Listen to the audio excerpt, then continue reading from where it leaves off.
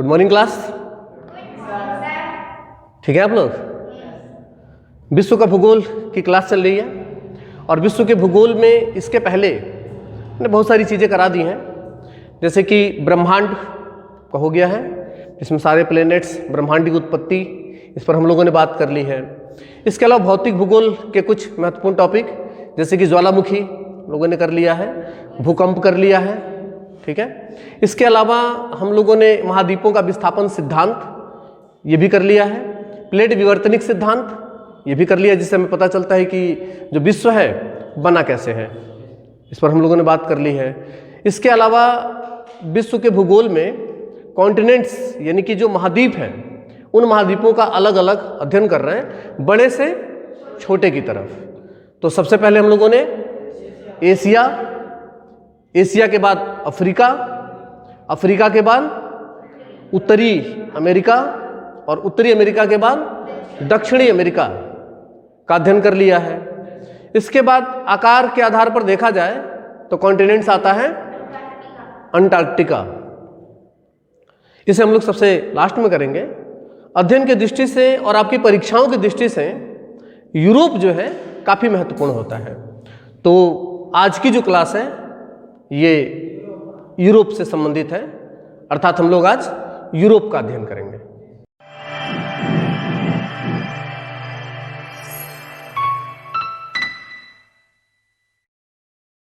Map जो बना हुआ है ये यूरोप है। जैसे जैसे हम लोग इसको पढ़ते जाएंगे वैसे वैसे आप लोग इसको भरते जाएंगे।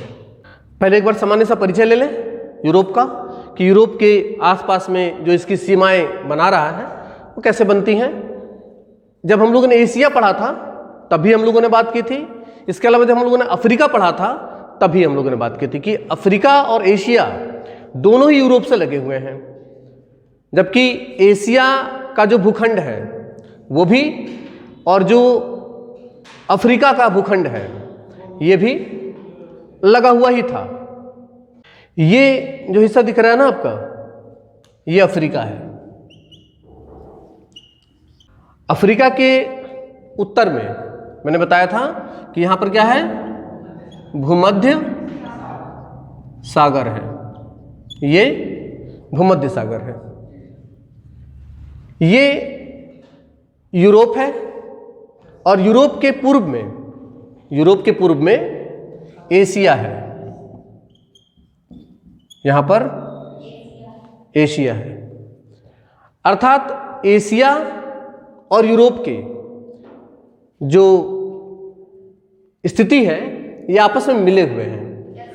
जैसे महाद्वीप की जो परिभाषा बनती है मुख्यतः क्या बनती है कि स्थल खंड का वह बड़ा भाग जो चारों तरफ से जल से घिरा हो, बड़ा भाग होना चाहिए, जल से घिरा हुआ होना चाहिए, इसे मुख्यतः हम लोग महाद्वीप कहते हैं। लेकिन यहां पर यूरोप की स्थिति ऐसी नहीं है। यूरोप आप देखेंगे तीन तरफ से तो जल से घिरा हुआ है, लेकिन एक तरफ से ये स्थल खंड से लगा हुआ है। अर्थात एशिया और यूरोप स्थल खंडों के आधार पे एक ही है। इसमें कुछ प्राकृतिक सीमाएं बनाई गई हैं जिससे एशिया और यूरोप को अलग किया जाता है। तो सबसे पहले हम लोग इसी को देख लेते हैं और उन्हें चिन्हित भी कर लेते हैं। ये जो बना हुआ है यह है यूराल पर्वत। यूराल पर्वत, यूराल पर्वत यूरोप के पूर्वी सीमा बनाता है एशिया के साथ। ठीक है, अर्थात एशिया और यूरोप के बीच में यूराल पर्वत है। यूराल पर्वत पूरी तरीके से रूस के अंतर्गत आता है, क्योंकि रूस की जो सीमा है इधर यूरोप, एशिया, और एशिया में ये पूरा क्षेत्र जो है ये रूस है, और रूस की सीमा यहाँ तक आती है। ये क्षेत्र बनेगा, जैसे इसकी राजधानी मॉस्को यहाँ पर है। रूस की राजधानी मॉस्को कहाँ पर है? यहाँ पर है, और ये यूरोप में आता है। अर्थात रूस एशिया और यूरोप दोनों के अंतर्गत आता है। रूस का वो हिस्सा जो एशिया में आता है उसे साइबेरिया कहते हैं, उसे साइबेरिया कहा जाता है, और रूस का वो हिस्सा जो यूरोप में आता है उसे यूरेशिया कहा जाता है। ठीक है ना। और इसी यूरेशिया वाले हिस्से में इसकी राजधानी मॉस्को है। मैं यहाँ पे एम लिख दे रहा हूँ, आप समझ जाइएगा, ये मॉस्को है, रूस की राजधानी मॉस्को। तो पहली सीमा बन रहा है पूर्व में यूराल पर्वत। यूराल पर्वत से एक नदी निकलती है, यूराल पर्वत से एक नदी निकलती है, और ये जो हिस्सा आपको दिखाई दे रहा है ये कैस्पियन सागर है। ये जो है कैस्पियन सागर, विश्व की सबसे बड़ी खारे पानी की झील कैस्पियन सागर है, ठीक है। तो ये है आपका कैस्पियन सागर। यूराल पर्वत से एक नदी निकलती है और वो आकर के गिरती है कैस्पियन सागर में। तो अगली सीमा बनाता है ये यूराल नदी, ये है यूराल नदी। यूराल पर्वत, यूराल नदी, उसके बाद कैस्पियन सागर, ये सीमा बन रहा है एशिया और यूरोप का। उसके बाद कैस्पियन सागर से ये हिस्सा जो आपको दिखाई दे रहा है ये भूमध्य सागर है, और भूमध्य सागर का पानी यहां तक आया हुआ है, देख रहे हैं ना आप। ये कौन सा सागर होगा? अटलांटिक महासागर होगा। यूरोप पढ़ रहे हैं ना, तो ये होगा अटलांटिक। मैं यहां पे लिख दे रहा हूं, ये अटलांटिक महासागर। अटलांटिक महासागर का पानी भूमध्य सागर, और भूमध्य सागर से होते हुए यहां तक आता है, और ये हिस्सा जो इसका है इसे हम कहते हैं काला सागर। इसको कहा जाता है काला सागर। तो कैस्पियन सागर से काला सागर तक एक रेखा हम यहां पर बना देंगे।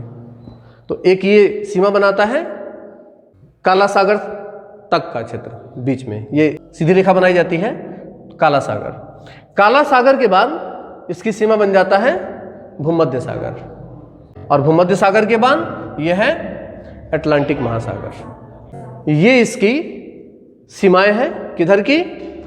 पूर्व की और दक्षिण की। पूर्व, दक्षिण, और ये हो गया पश्चिम। इसके उत्तर में आर्कटिक महासागर है।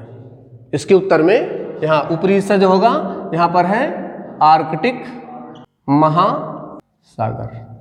आर्कटिक महासागर, आर्कटिक महासागर का जो पानी है, जो जल है, वो यहाँ से होते हुए इस क्षेत्र में भी प्रवेश करता है। और ये क्षेत्र जो आपको दिखाई दे रहा है, इसमें ये वाला हिस्सा इतना, ये यूरोप का एक प्रमुख देश है डेनमार्क। यूरोप का एक प्रमुख देश है डेनमार्क। तो डेनमार्क के पूर्व में जो आर्कटिक का पानी इधर आया हुआ है, इसे बोलते हैं बाल्टिक सागर। और डेनमार्क के पश्चिम में जो आर्कटिक का पानी है, आर्कटिक कहिए या अटलांटिक का, दोनों मिला हुआ है ना, तो इसको हम बोलते हैं उत्तर सागर। इसको कहते हैं उत्तर, इसको कहा जाता है उत्तर सागर। इसके अलावा उत्तर सागर में ही इस स्थान पे एक द्वीप है, यहाँ पे एक और द्वीप है। आप उसे कुछ इस तरीके से बना सकते हैं, ठीक है ना, ऐसे। ये वाला जो है इसे कहते हैं आयरलैंड। इसको कहा जाता है आयरलैंड। और ये हिस्सा जो दिखाई दे रहा है ये ब्रिटेन है। यूरोप का एक प्रमुख देश ब्रिटेन। ब्रिटेन को यूके भी कहा जाता है। यूके में 4 देश आते हैं। यूके के अंतर्गत 4 देश आते हैं। सबसे पहले इसका जो ऊपरी हिस्सा है, ठीक है ना, ये ऊपरी हिस्सा, इसको क्या बोला जाता है? स्कॉटलैंड। ये बीच वाला जो हिस्सा है ये ब्रिटेन है, ठीक है। और इसका एक हिस्सा हम ऐसे काट देंगे और ये हो जाएगा वेल्स और आयरलैंड। स्कॉटलैंड, वेल्स, ब्रिटेन और आयरलैंड, इन चारों को मिला करके बनता है यूके। यूके मतलब यूनाइटेड किंगडम। यूनाइटेड किंगडम बनता है इस तरीके से। ये ब्रिटेन है और ये यूरोप के अन्य देशों में यहाँ पर आएगा फ्रांस। अभी जाकर हम लोग बात करेंगे। तो यहाँ पर एक पानी का संकरा रास्ता बन रहा है, अटलांटिक महासागर उत्तर सागर से मिल रहा है। तो मैंने बताया था कि किसी भी समुद्र में जो संकरा सा रास्ता बनता है उसे चैनल कहा जाता है, जल संधि कहा जाता है, जल डमरू मध्य कहा जाता है। तो यहाँ पर एक चैनल जो बनेगा इसी को कहा जाता है इंग्लिश चैनल। नाम आप लोगों ने खूब सुना होगा, इसको कहते हैं इंग्लिश चैनल। जीके में, स्टैटिक जीके में खूब सवाल बनता है ना यहाँ से कि इंग्लिश चैनल को तैर कर पार करने वाले पुरुष कौन थे, इंग्लिश चैनल को तैर कर पार करने वाले पहली महिला कौन रही है। इस तरीके के सवाल खूब सारे बनते हैं, ठीक है ना। लगभग 34-35 किलोमीटर का रेंज ये लगता है और यहाँ से ये लगभग मिला हुआ, मैंने थोड़ा सा ऊपर बना दिया है और करीब आ जाता है ये लगभग यहाँ पर मिला हुआ, बस संकरा सा रास्ता बनता है, उसी को हम बोलते हैं इंग्लिश चैनल। इसी इंग्लिश चैनल के माध्यम से अटलांटिक महासागर का पानी उत्तर सागर से मिलता है। चारों तरफ की सीमाएं हो गई, कोई कंफ्यूजन इसमें नहीं है, ये इसकी सीमाएं हैं। आपको अगर एक सरसरी निगाह से पूरे यूरोप को देखें तो क्या दिखाई दे रहा है? एक सरसरी निगाह से यूरोप को देखें तो हमें यह दिखाई दे रहा है कि ये एक प्रायद्वीप जैसा है। प्रायद्वीप की परिभाषा क्या होती है? जो तीन तरफ जल से घिरा हुआ होता है। जैसे भारत का हिस्सा देखा ना आप लोग, ये नीचे का जो हिस्सा होता है ना भारत का, ठीक है, तो ये तीन तरफ से जल से घिरा हुआ है भारत में, ये प्रायद्वीप है। तो भारत एक प्रायद्वीपीय देश है। तो यूरोप को भी अगर एक सरसरी निगाह से देखें तो आर्कटिक महासागर, भूमध्य सागर, अटलांटिक महासागर, तीन तरफ जल से घिरा हुआ है ये, और एक तरफ से ये स्थल से लगा हुआ है। तो अपने आप में ही एक बहुत बड़ा सा प्रायद्वीप दिखाई देता है। इसके अलावा आप देखेंगे कि इसको थोड़ा सा और सरसरी निगाह से जब देखेंगे तो इस प्रायद्वीप के अंदर भी कुछ प्रायद्वीप नजर आएंगे। इस प्रायद्वीप के अंदर भी बहुत सारे प्रायद्वीप नजर आएंगे। जैसे कि आप ये वाला हिस्सा देखिए, तीन तरफ जल से घिरा हुआ है। आप इस वाले हिस्से को देखिए, तीन तरफ से जल से घिरा हुआ है। आप इस हिस्से को देखिए, तीन तरफ से जल से घिरा हुआ है। आप उसके बाद इस वाले इलाके को देखिए, ये भी तीन तरफ से जल से घिरा हुआ है। इसके अलावा आप इस क्षेत्र को देखिए, ये भी तीन तरफ से जल से घिरा हुआ है। अर्थात इसमें बहुत सारे छोटे छोटे प्रायद्वीप बनते हैं, और यही कारण है कि यूरोप को प्रायद्वीपों का प्रायद्वीप कहा जाता है। खुद में प्रायद्वीप और प्रायद्वीपों का भी प्रायद्वीप बनता है यूरोप। तो अगर आप लिखना चाहें तो कुछ चीजें नोट कर सकते हैं। यूरोप को यूरेशिया का प्रायद्वीप कहते हैं। यूरेशिया समझ रहे हैं आप लोग? यूरेशिया गोंडवाना लैंड, अंगारा लैंड की जो चट्टान है उसे यूरेशिया कहा जाता है। प्लेटो के आधार पर पढ़ा होगा आप लोगों ने, जब महाद्वीपों का विस्थापन सिद्धांत करा रहे थे, प्लेट विवर्तनिक सिद्धांत करा रहे थे, तो मैंने बताया था कि जो ऊपर का हिस्सा ना, अंगारा लैंड वाला जो हिस्सा है उसे यूरेशिया कहा जाता है। रूस जो है वो यूरेशिया यानी अंगारा लैंड की जो चट्टानें हैं उसी पर स्थित है। तो ये दोनों मिला हुआ है ना, उसी की बात यहाँ पर की जा रही है। इसे प्रायद्वीपों का प्रायद्वीप भी कहा जाता है। अब इसमें से ज्यादातर जो सवाल बनते हैं वो कुछ इस तरीके से बनते हैं कि विभिन्न प्रकार के प्रायद्वीप हैं और उन प्रायद्वीपों पर कौन कौन से देश स्थित हैं, उन प्रायद्वीप का नाम क्या है। यहां से ज्यादातर सवाल इस तरीके के बनते हैं। तो पहले उसी को हम लोग देख लेते हैं। सबसे पहले इस हिस्से की बात करते हैं। यहां पर एक देश है, इसको बोलते हैं पुर्तगाल। क्या कह रहे हैं? अच्छा, मार्कर चेंज कर लें। इसके अलावा यहां पे एक पर्वत है, आगे चल करके हम लोग बात करेंगे उस पे, यहां, और ये पर्वत इस पूरे प्रायद्वीप को अलग कर देता है और ये एक प्रायद्वीप बन जाता है। और पुर्तगाल के अलावा ये जो क्षेत्र है, यह है, देशों का नाम हम इस कलर में लिख दे रहे हैं, ठीक है ना। ये पुर्तगाल है और यह है स्पेन। दो देश गिनते जाइएगा और उससे बहुत सारी चीजें आपको, लोकेशन भी पता चल जाएगा, उनकी स्थिति कहां पर है, कैसे है।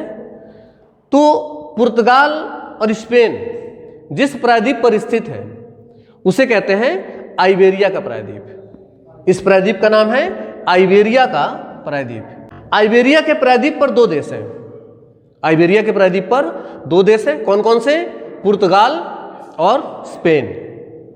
ये डेनमार्क है, और डेनमार्क भी एक प्रायद्वीप है, दिख रहा है? डेनमार्क भी एक प्रायद्वीप पर ही बसा हुआ है। मैं इसे ऊपर कर दे रहा हूं, यह है डेनमार्क, और ये खुद में भी एक प्रायद्वीप दिख रहा होगा आपको। डेनमार्क जिस प्रायद्वीप पर स्थित है उसे कहते हैं जूटलैंड का प्रायद्वीप। आप लोग लिखते भी जाइए ना साथ साथ में, जरूरी थोड़ी कि हम अलग से बोलेंगे तभी आप लिखोगे, ठीक है ना। जैसे कि आइबेरिया के प्रायद्वीप पर क्या लिखेंगे? आइबेरिया के प्रायद्वीप पर 2 प्रमुख देश स्थित हैं, नाम है पुर्तगाल और स्पेन। अगला क्या बनेगा कि डेनमार्क, जूटलैंड प्रायद्वीप पर डेनमार्क स्थित है। इसके अलावा एक प्रायद्वीप आपको ये दिख रहा होगा काफी बड़ा सा, इसे कहा जाता है स्कैनेरिया प्रायद्वीप, और स्कैनेरिया प्रायद्वीप पर 3 देश स्थित हैं। ये उनको देखते हैं ऐसे। सबसे ऊपर जो है उत्तर में, इसे हम बोलते हैं नॉर्वे। नॉर्वे के नीचे अर्थात नॉर्वे के दक्षिण में यह है स्वीडन। ये हिस्सा जो दिखाई दे रहा है ना आपको यहां पे, यह है फिनलैंड। मैं एफ से दिखा दे रहा हूं, यह फिनलैंड। नॉर्वे, स्वीडन और फिनलैंड किस प्रायद्वीप पर स्थित है?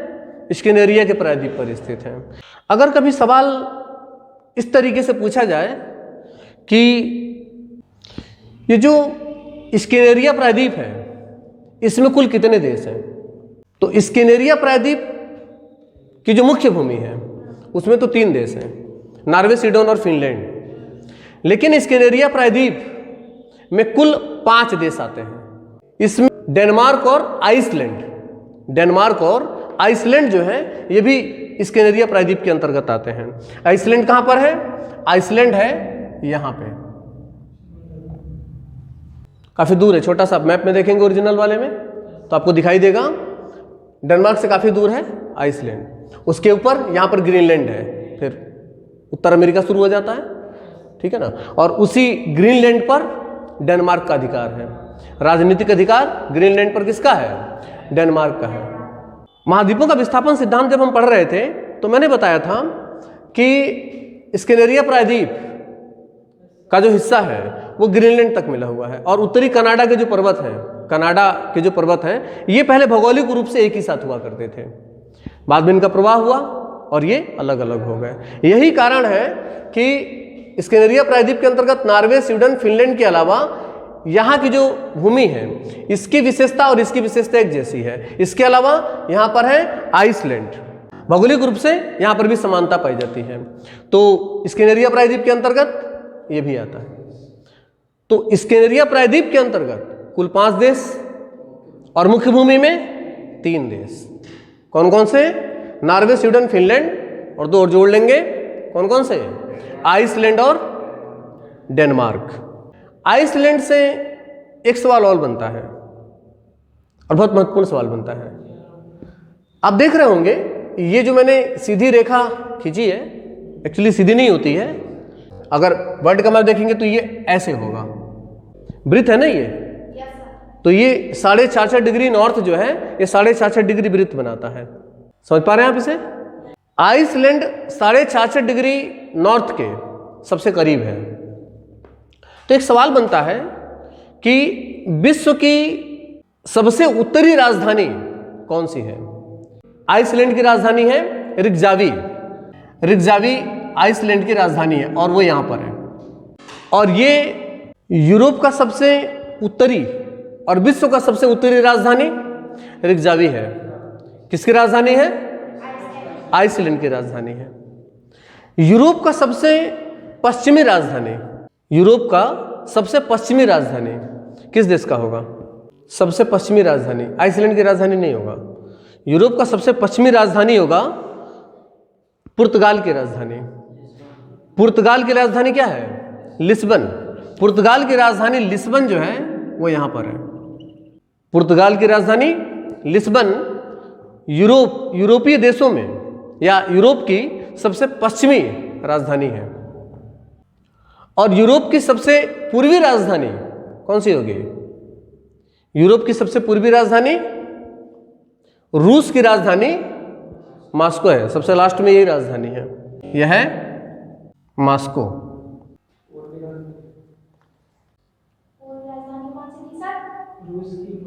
रूस की राजधानी मॉस्को।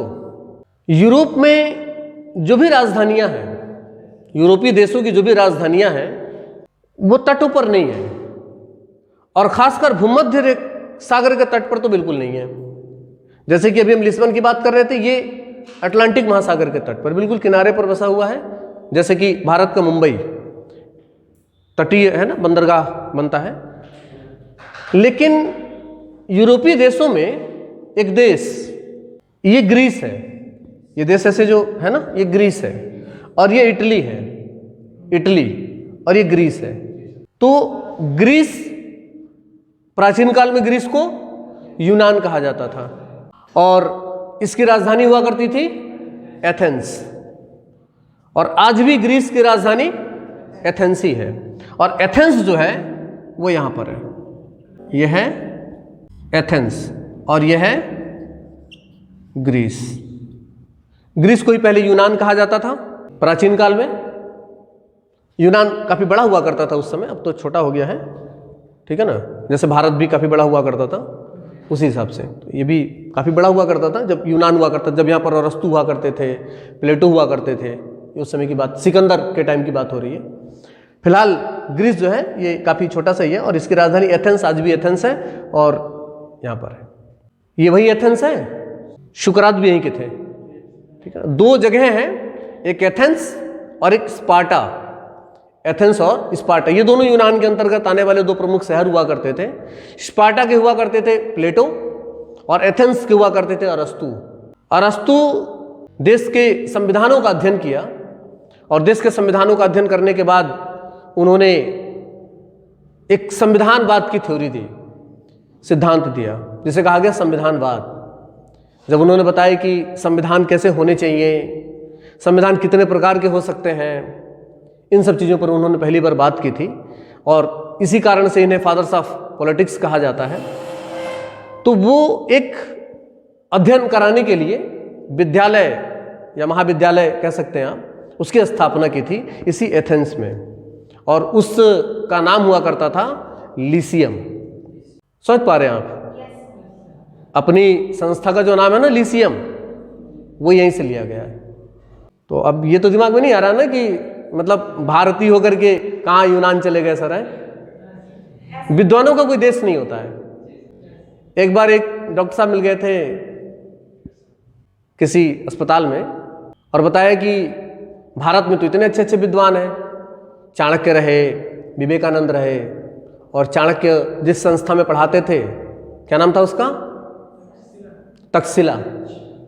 उनका तक्षशिला का नाम क्यों नहीं रख दिए, नालंदा नाम क्यों नहीं रख दिया?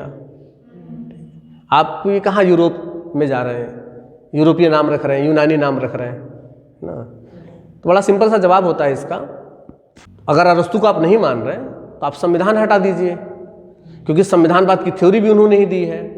तो जब आप उनके सिद्धांतों का पालन कर सकते हैं तो उनके नाम रखने में क्या दिक्कत है, ठीक है। और वैसे भी विद्वान जो होते हैं उनको देश की सीमाएं नहीं बांध सकती हैं। विद्वान हर जगह विद्वान होता है, ऐसा थोड़ी कि fathers of politics, fathers of embryology कहे जाते हैं, ठीक है ना, जूलॉजी के भी जनक माने जाते हैं अरस्तु। तो ऐसा थोड़ी खाली यूनान में ही माने जाते हैं, पूरे विश्व में माने जाते हैं, ठीक है। तो ये बहुत छोटी चीज होती है। वैसे भारत में एक नारा चलता है ना, वसुधैव कुटुंबकम, हम तो पूरे विश्व को अपना मानते हैं, तो बस वही वाली बात है। इसी वजह से एक अच्छा नाम मिलता है यहाँ से, और वो यही था एथेंस। एथेंस में था लीसियम। ये भूमध्य सागर है, और भूमध्य सागर में जब हम लोग एशिया पढ़ रहे थे तो एशिया में हम लोगों ने बात की थी, ये क्या है? टर्की है, टर्की, और भूमध्य सागर का जल यहां तक आ रहा है। और मैंने ये बताया था कि यहां पर एक द्वीपीय देश है यूरोप का। पूरे भूमध्य सागर में दो द्वीपीय देश हैं, दो द्वीपीय देश हैं, एक यहां है और एक यहां है। जब एशिया पढ़ रहे थे तो मैंने बताया था कि एशिया का सबसे पश्चिमी राजधानी किसका है? साइप्रस की राजधानी थी, ये साइप्रस था। साइप्रस मैंने उसमें कराया था आप लोगों को।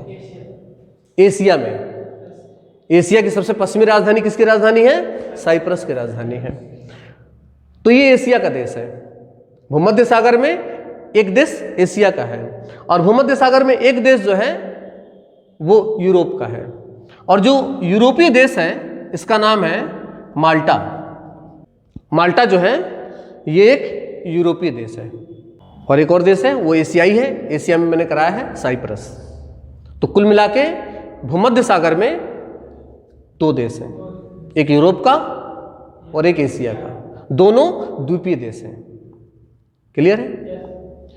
ये मैंने बताया कि ब्रिटेन है। ब्रिटेन को यूके कहा जा रहा है, लिखा था कि नहीं आप लोगों ने इसे? 4 देशों से मिलकर के बनता है। किस किस को? स्कॉटलैंड, आयरलैंड, वेल्स और ब्रिटेन, इन चारों को मिलाकर के बनता है यूके। ब्रिटेन की राजधानी क्या है? ब्रिटेन की राजधानी है लंदन। और लंदन किस नदी के किनारे स्थित है? लंदन किस नदी के किनारे स्थित है? टेम्स नदी के किनारे लंदन है। टेम्स नदी बोलते हैं, टे आधा मस और टेम्स नदी। ये बहुत इंपॉर्टेंट पॉइंट है, कई बार आया है एग्जाम में, लिख लीजिए कि ब्रिटेन की राजधानी लंदन टेम्स नदी के किनारे स्थित है। यह है फ्रांस।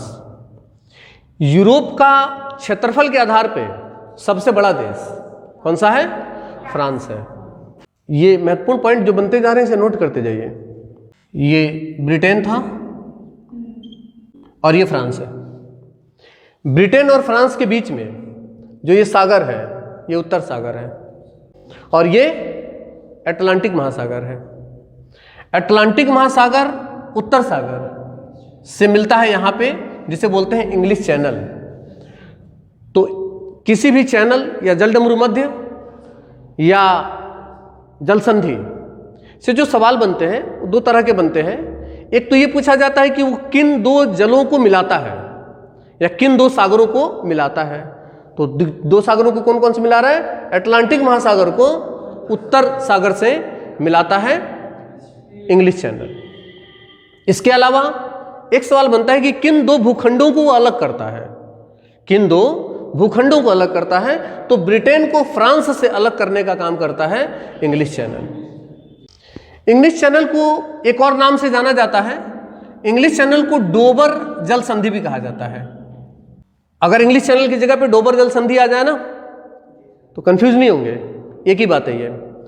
इंग्लिश चैनल को ही डोबर जल संधि भी कहा जाता है।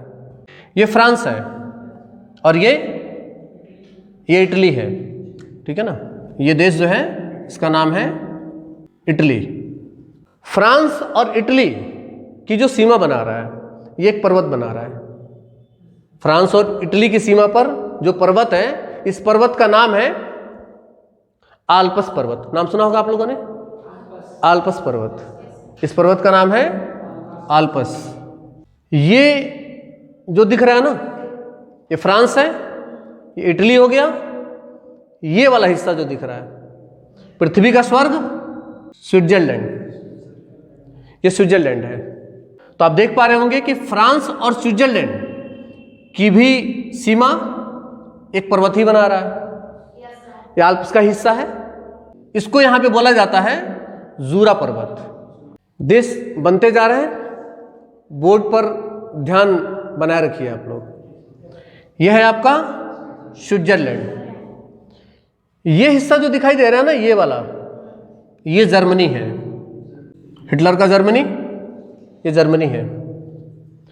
हम देख रहे होंगे कि जर्मनी की सीमा भी यहां पर फ्रांस से लग रही है।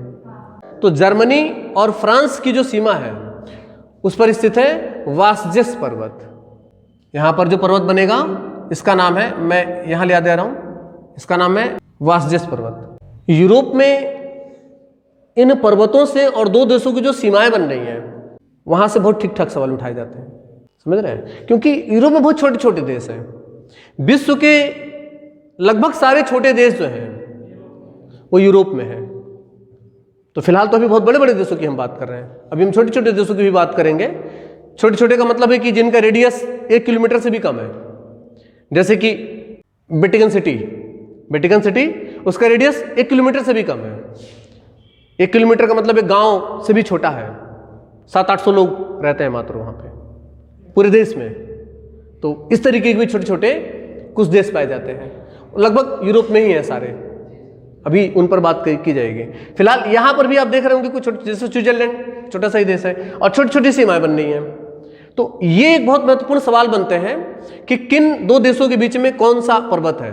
इसको आप सेपरेटली और बहुत ध्यानपूर्वक ना से याद रखेंगे। जैसे पूछा जाएगा कि फ्रांस और इटली के बीच में कौन सा पर्वत है, आल्प्स पर्वत है। फ्रांस और स्विट्जरलैंड के बीच में कौन सा पर्वत है या कौन सी सीमा बनाती है, जूरा पर्वत। फ्रांस और जर्मनी के बीच में कौन सी पर्वत सीमा बनाती है, तो वासजेस पर्वत है। और इसी तरीके से मैंने बता दी कि यहां पर भी एक पर्वत है जो कि फ्रांस और स्पेन की सीमा बनाता है। तो फ्रांस और स्पेन की जो सीमा बनाता है उसे ये वाला जो पर्वत है इसका नाम है पेरेनीज। तो फ्रांस की सीमाएं कई देशों से बन रही हैं, 4 नहीं 4 से तो पर्वतों से बन रही हैं, 4 से तो ये पर्वतों से बन रही हैं। इधर तो देखो उत्तर सागर हो गया, फ्रांस के उत्तर में उत्तर सागर हो गया, और इसके पश्चिम में तो अटलांटिक महासागर हो गया, यहां तक आ रहा है अटलांटिक महासागर। इसके दक्षिण में नहीं, इसके दक्षिण में तो आप भूमध्य सागर ले सकते हैं ना, भूमध्य सागर यहां तक आ रहा है, ये आ गए। देशों की जो सीमाएं बन रही हैं उसमें स्पेन से बन रहा है, स्पेन के अलावा इटली से, तो स्पेन से बन रहा है पेनिस से, इटली से बन रहा है आल्प से, उसके बाद स्विट्जरलैंड की सीमा है जो कि बन रहा है जूरा से, और उसके बाद जर्मनी की सीमा है जो कि बन रहा है वासजेस से। बाकी 2 देश की सीमा और इससे लगती है, और वो स्थलखंड से ही लगी हुई है, पर्वत नहीं है, स्थलखंड से ही लगी हुई है। और वो 2 देश जो है वो यहां पर है। देखिए ये ऊपर वाला तो हो गया आपका डेनमार्क, ये यहां से कट जाएगा, ये हो गया डेनमार्क। अब ये जो हिस्सा आपको दिखाई दे रहा है ना, यहां पे 3 देश हैं और वो कुछ इस तरीके से हैं। इसमें जो 3 देश हैं, इसमें सबसे पहले है बेल्जियम। बेल्जियम के पूर्व में जो देश है यह है नीदरलैंड, यहां पर है नीदरलैंड। और यह हिस्सा जो दिखाई दे रहा है यह है लक्जमबर्ग। 3 देश यहां पे स्थित है, बेल्जियम, नीदरलैंड और लक्जमबर्ग। ये तीनों देश जो है ना, इन्हें नीची भूमि का देश कहा जाता है, इन्हें नीची भूमि का देश कहा जाता है। नीची भूमि का देश क्यों कहा जाता है? नीची भूमि का देश इसलिए कहा जाता है कि भारत के भूगोल आप लोगों ने जब पढ़ा होगा तो भारत के भूगोल में मैंने समुद्री सीमाएं पढ़ाई थी। समुद्री सीमाएं यूट्यूब पर पढ़ा हुआ देख लीजिएगा, समुद्री सीमाएं, भारत की समुद्री सीमाएं लिखा हुआ, टॉपिक का नाम है। तो जब समुद्री सीमाएं हम लोग पढ़ रहे थे तो उसमें बताया था कि कोई भी देश की जो समुद्री सीमा होती है उसे 3 वर्गों में बांटा गया होता है। पहला 12 समुद्री मील, यानी कि उसके तट से लेकर के और 12 समुद्री मील तक, 12 से फिर 24 समुद्री मील तक, और 24 से 200 समुद्री मील तक। जो 200 समुद्री मील का क्षेत्र बनता है उसे अनन्य आर्थिक क्षेत्र कहा जाता है, अनन्य आर्थिक क्षेत्र कहा जाता है। और ये अनन्य आर्थिक क्षेत्र जो होते हैं इसमें उस देश को कई प्रकार के अधिकार प्राप्त होते हैं, जैसे कि उस क्षेत्र में वो नए द्वीपों का निर्माण कर सकता है, कृत्रिम द्वीप बना सकता है अगर क्षमता है तो उसके अंदर। वहां पे वो परीक्षण कर सकता है और वहां पे वो खुदाई भी कर सकता है, ये काम जो है वो कर सकता है। 200 समुद्री मील के बाद कोई भी देश समुद्र में जो खनिज है उसका दोहन नहीं कर सकता, यह अंतर्राष्ट्रीय मानक है। इसी तरीके से ये जो बेल्जियम, नीदरलैंड और लक्जमबर्ग है, तो लक्जमबर्ग तो नहीं क्योंकि उत्तर सागर से 2 देशों की सीमाएं लग रही हैं, बेल्जियम की और नीदरलैंड की। आप देख रहे हैं ये हिस्सा जो उठा हुआ है ये पहले नहीं था, ये पहले नहीं था, ये बराबर था, उत्तर सागर का हिस्सा था। सागर कभी भी अचानक नहीं डूबता है, यानी कि ये स्थलखंड है उसके बाद एकदम से सागर आ जाएगा, ऐसा नहीं होगा। सागर हमेशा ये स्थलखंड है और ये ऐसे करके होगा बिल्कुल धीरे धीरे, यहाँ पर स्थलखंड हो गया और ये हो गया समुद्र का पानी। तो शुरुआत का कुछ दूरी जो होती है ना वो छिछला होता है। आप बीच पर देखिएगा, मुंबई बीच, गोवा बीच में बहुत दूर तक लोग चले जाते हैं समुद्र के अंदर तक, छिछला होता है वो, घुटने तक पानी होगा, बहुत दूर तक, कई किलोमीटर तक। तो यहाँ पर क्या किया गया कि बेल्जियम ने भी और नीदरलैंड ने भी यहाँ पर एक दीवार बनाई और इसका जो जल है ना यहाँ पर दीवार बना करके इस तरीके से, और इस क्षेत्र का जो जल है उस उत्तर सागर में उसे फेंक दिया गया और इस तरीके से ये वाला जो हिस्सा है ना इसको उन्होंने यूज कर लिया स्थलखंड के आधार पर, वो जमीन बन गया उनका। तो वो जमीन कैसा होगा? ढलान वाला होगा। अब यहाँ पर दीवार बना दी और ये पानी उठा के हमने इधर फेंक दिया, तो ये वाला हिस्सा ढलान वाला होगा ना, समतल नहीं किया, उसे वैसे रहने दिया उन्होंने, उसका यूज करते हैं वो लोग खेती के तौर पे। तो इस तरीके से बेल्जियम ने अपनी जमीन बढ़ा दी और नीदरलैंड ने भी बढ़ा दी, और यही कारण है कि इसको कहा जाता है नीची भूमि का देश। नीदरलैंड, बेल्जियम और लग्जमबर्ग को सम्मिलित रूप से बेनेलक्स कहा जाता है।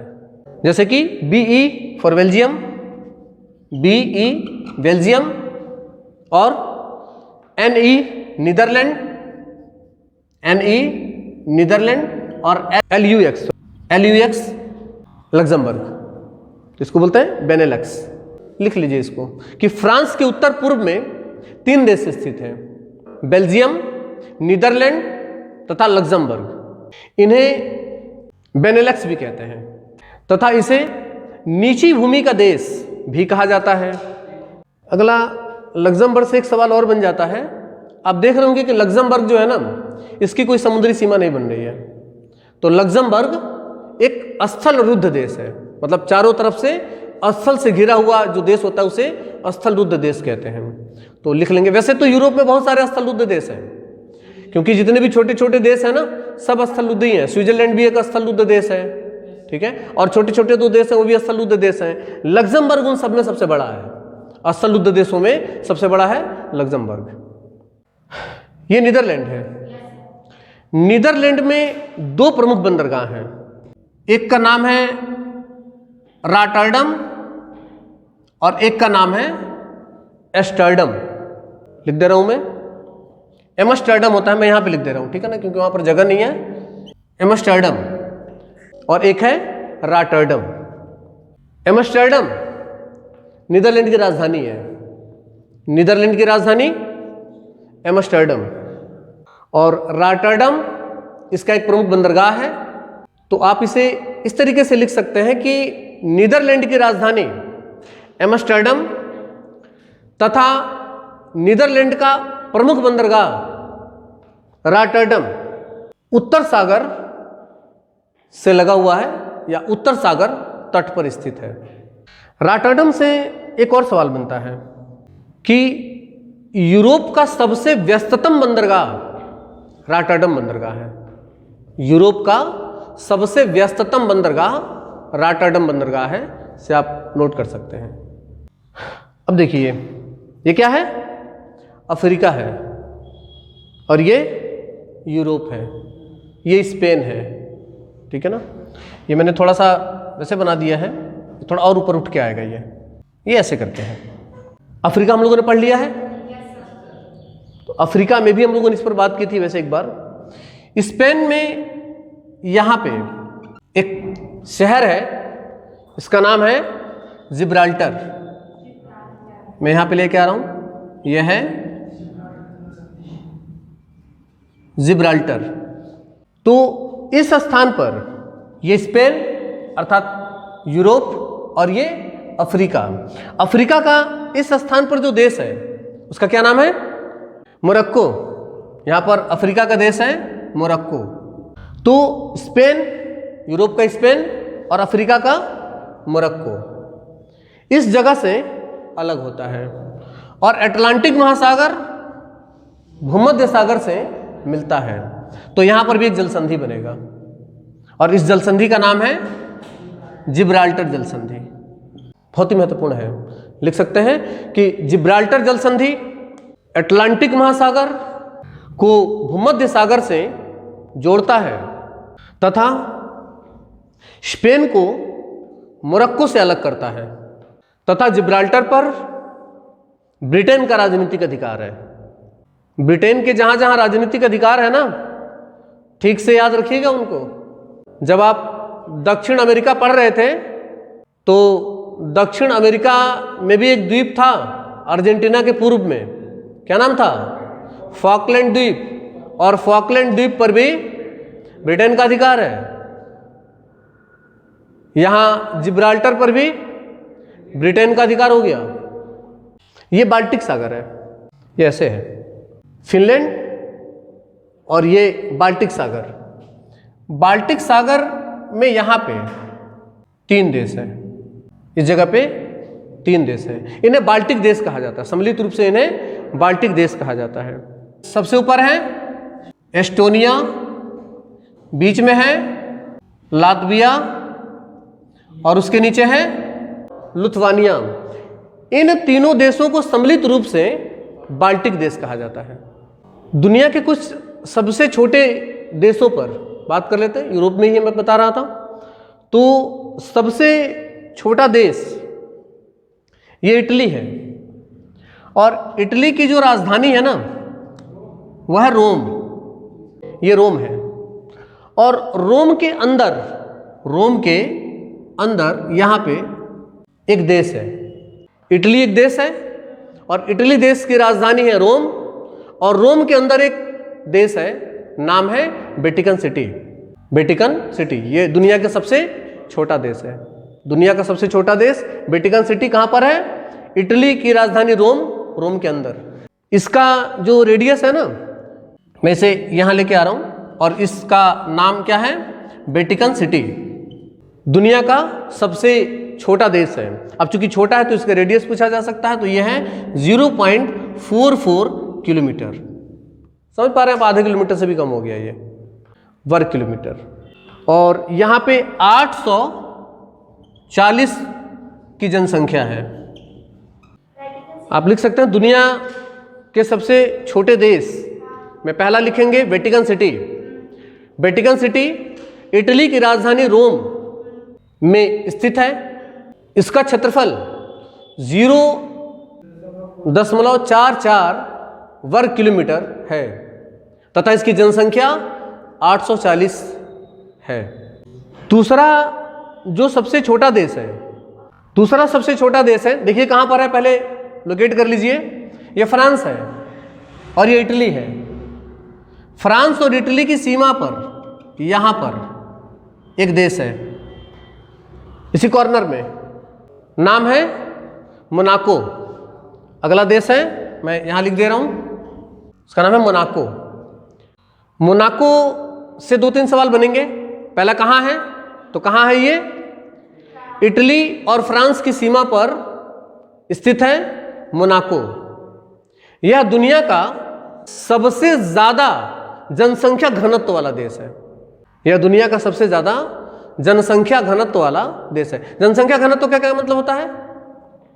जनसंख्या घनत्व का तात्पर्य होता है 1 वर्ग किलोमीटर में कितने लोग रहते हैं। 1 वर्ग किलोमीटर का जो इलाका होता है उसमें कितने लोग रहते हैं, वो उस जगह का जनसंख्या घनत्व माना जाता है। तो इस आधार पर अगर देखा जाए तो मोनाको जो है ये विश्व का सबसे अधिक जनसंख्या घनत्व वाला देश है।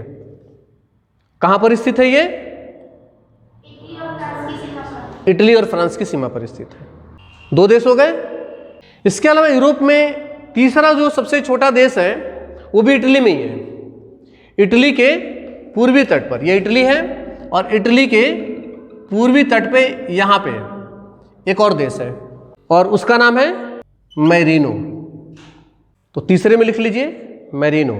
इटली में स्थित दूसरा स्थलरुद्ध देश मैरीनो इटली के पूर्वी तट पर स्थित है। यह हो गया आप लोगों का यूरोप का सामान्य परिचय, कंप्लीट हो गया। अब बाकी यूरोप के पर्वत भी इसमें हमने लगभग बता ही दिए हैं। यूरोप की नदियां रह गई हैं, झीलें रह गई हैं। इनको हम लोग नदियों वाले चैप्टर में और झीलों वाले चैप्टर में यूरोप को एक बार और पढ़ा जाएगा तो और कुछ चीजें समझ में आएंगी। बाकी परिचय जो है और कुछ सामान्य सी जो महत्वपूर्ण चीज़ें जो परीक्षा की दृष्टि से काफ़ी महत्वपूर्ण है उनको हमने यहाँ पर करा लिए। ये जो तरीका है ना जिससे हम लोग कर रहे हैं, इसे बताइए और चैनल को थोड़ा सा प्रमोट करिए। मिलते हैं फिर अगली क्लास में, तब तक के लिए नमस्कार, धन्यवाद, जय हिंद।